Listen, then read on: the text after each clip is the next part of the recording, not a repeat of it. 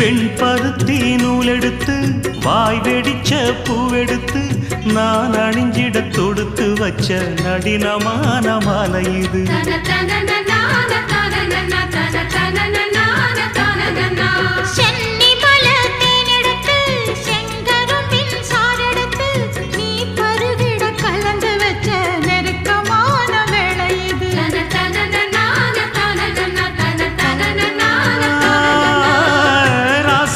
உடம்பிருக்கும் ரவிக்க துணி நானாக அன்னாடம் சூடி கொண்ட ஆசை வச்சாகாதா.